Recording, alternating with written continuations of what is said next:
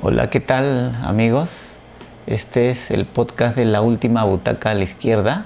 Yo soy Leonardo Sagástegui y ese es el podcast número 9, ¿no? que vamos a tratar el tema de las películas del estudio Ghibli, que es uno de los estudios más famosos de animación del mundo, ¿no? Y que ha hecho grandes obras, tanto para niños como ya para mayores, ¿no? Ahí se está uniendo John Pacheco. Buenos días, buenas noches. ¿Qué tal, John? ¿Qué tal? Bien, Leo, aquí sumándome a la transmisión. Continúa, Leo.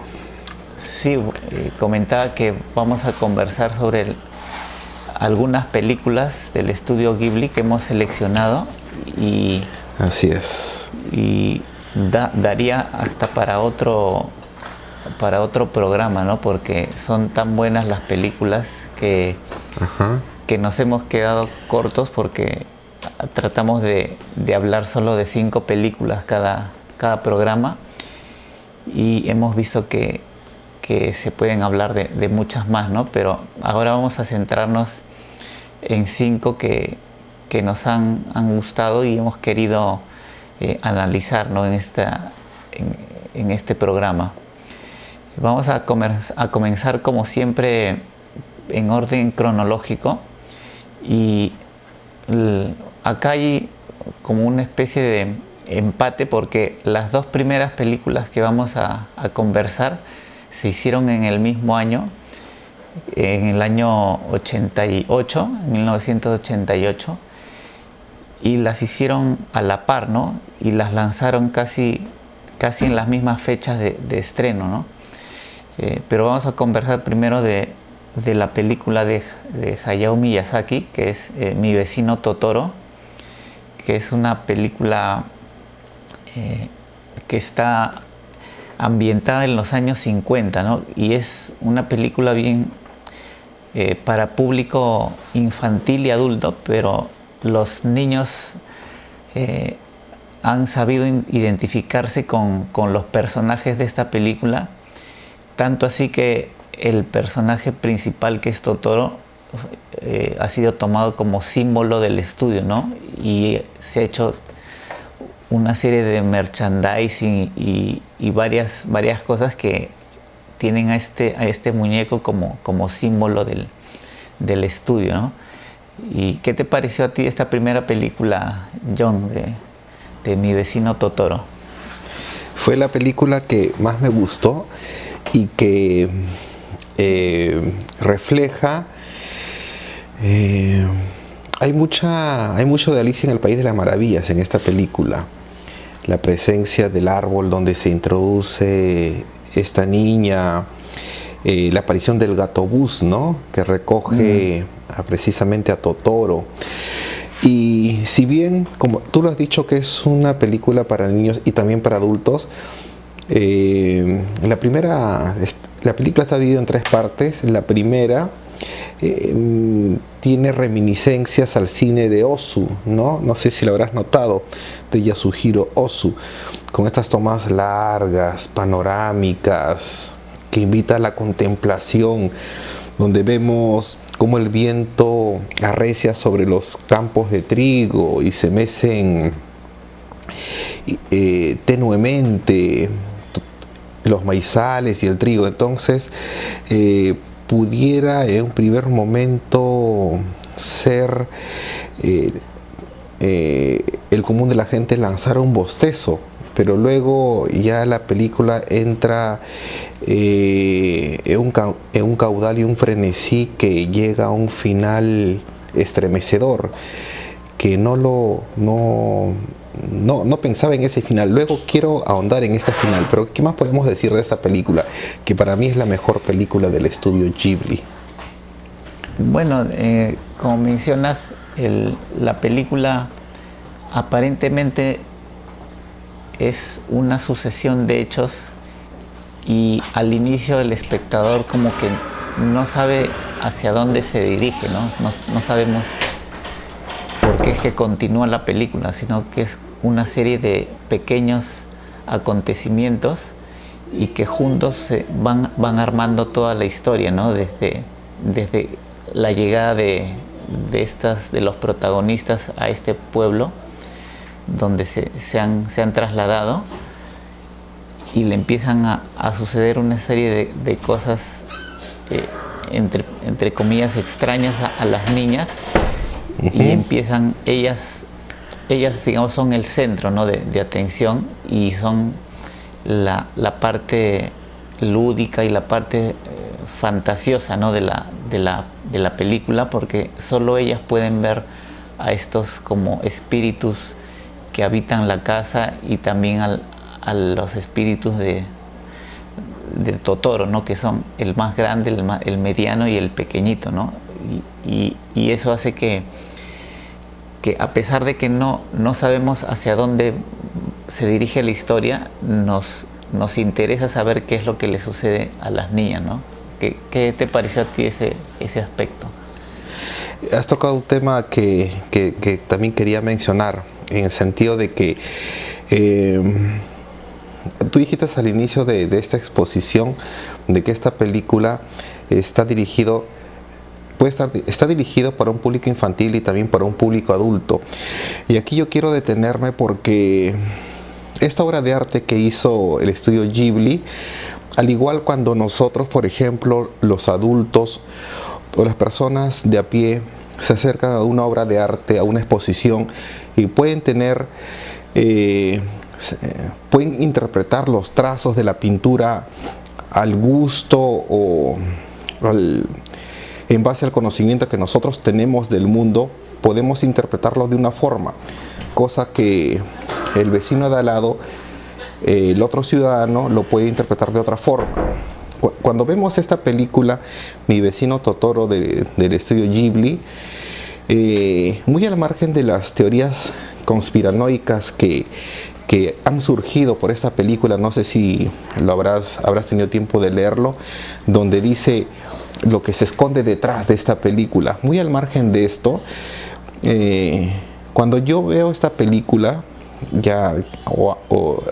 ambos que ya somos adultos, puedo pensar de que toda la historia es una fantasía en la cual podemos decir de que los niños están muertos, y que al estar muertos pueden ver estas figuras fantasiosas que viven en el bosque. Y yo lo interpreto de esa forma porque no sé si tú recuerdas que hacia el final de la película, cuando ya los niños llegan al hospital donde está la madre internada, los niños llegan al árbol contiguo a la habitación donde está su mamá, precisamente gracias a la ayuda del gatobús que los transporta hacia ese lugar. Y hay una frase, hay un diálogo que dice que ocurre allí cuando la madre cree ver en una de las ramas del árbol a una de sus hijas, y entonces el padre abre la ventana y dice, parece que sí, pero ya lo vamos a ver en la casa. El padre dice, creo que sí estuvieron acá, porque ve una pequeña mazorca de maíz cerca al umbral de la ventana. Entonces, con estos indicios uno puede suponer de que toda la película, lo que nos han contado en el transcurso de la película, hay un momento de quiebre donde tenemos que descubrir dónde las niñas han pasado a esa etapa de fantasmas, o quizá todo el tiempo su padre estuvo transportando a dos niñas, a dos fantasmas, a dos niñas muertas, porque recuerda, Leo, que cuando están llegando en los primeros minutos de la película a esta casa en las afueras de la ciudad, estas niñas se encuentran dentro de una especie de triciclo y que se esconden porque piensan que un policía que está yendo por la vía contraria los va a descubrir. Y una de ellas dice la siguiente línea: uy, menos mal que no nos vio el policía. Entonces son pequeñas pistas que quizá el director nos quiere dar para contarnos esta historia quizás a un público adulto, pero para un público infantil la historia es otra. La historia es un cuento de hadas con final feliz, porque vemos inclusive cuando termina la película, los créditos finales, descubrimos que los niños están departiendo con la madre, están viviendo su infancia, regocijándose, abrazando a su madre, quien ya se encuentra restablecida y está en esta casa paterna. Entonces, aquí en esta película me parece que hay dos vertientes, dos lecturas que se pueden hacer. Tal cual como cualquier persona puede tener diferentes lecturas ante una pintura, ante una obra de arte, ¿no? Entonces, este es lo asombroso de esta película, que el director haya podido decir dos cosas diferentes para dos tipos de público. Leo. Bueno, sí se podría prestar para esas interpretaciones que comentas, pero yo sí lo vi desde el lado más infantil, lo vi desde ese punto de vista, como lo vi con mi hijito de 4 años, los dos estuvimos como dos niños disfrutando claro. de lo que sucedía, ¿no? Y él también estaba atento. Esa es la versión, claro, esa puede ser la versión Disney, ¿no? Pero hay otra, hay una versión oscura también que quizá uno no quisiera enterarse, pero en fin, continuamos, o continúa. Y sí, bueno, se puede, uno puede, de acuerdo a su experiencia, recoger lo que puede captar, ¿no? Ya es de acuerdo a cada uno, ¿no? De lo que ha vivido, ¿no? Y como ya vamos a pasar ya a las otras películas, recomiendo, ¿no? que vean esta película, porque en realidad es una obra maestra, ¿no? de la animación, ¿no? Altamente recomendable. Sí. Lo mejor del estudio Ghibli. La siguiente también se hizo el mismo año, que es La tumba de las luciérnagas, que la hizo Isao Takahata, y también es del año 88, ¿no? Esta película es, digamos, un lado opuesto, ¿no? de la anterior que hemos hablado, que es Mi vecino Totoro. En esta película sí es un drama más crudo, más realista, donde vemos la historia principalmente de dos hermanos que tratan de sobrevivir al final de la Segunda Guerra Mundial, cuando Japón ya está prácticamente